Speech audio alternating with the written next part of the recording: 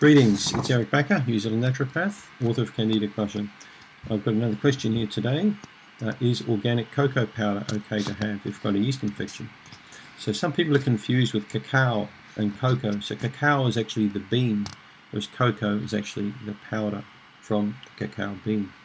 So cocoa, similar to coffee and tea, contains caffeine. It also contains other chemicals called xanthines, including theophylline and theobromine. So I'm not too fussed on this particular food if people have got a yeast infection.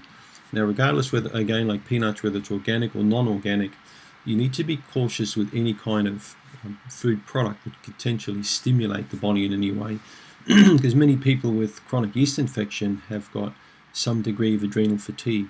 The last thing we want to give these people is caffeine. Now, I don't mind people having a cup of coffee per day, because most people I find who drink several cups of coffee will like to continue on with 1 cup in the morning. But when you start including other caffeinated items in there like cacao, chocolate, particularly cocoa, organic dark chocolate, things like that, you're just putting increasing amount of stimulants into the diet.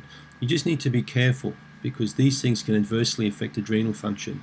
Some people are very, very sensitive to the effects of tiny amounts of caffeine.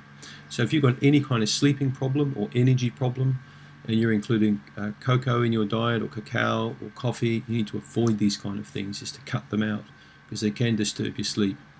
Okay, so when it comes to putting foods into your diet when you've got a yeast infection, there are several things that you want to think about.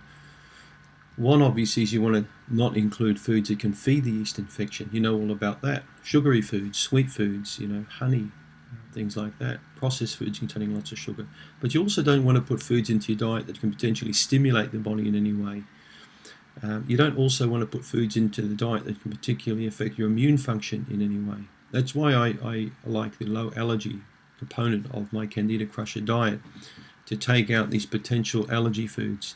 Now, it's up to you to decide what you want in your diet, but in my mind, you're better off not really putting cocoa in your diet. Okay, try carob, for example. Carob is a good alternative that's got no caffeine in it.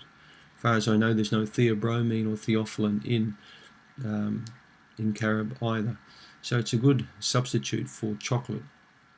So, your choice, but I would prefer, if you've got a bad yeast infection, for you not to have cocoa powder in your diet.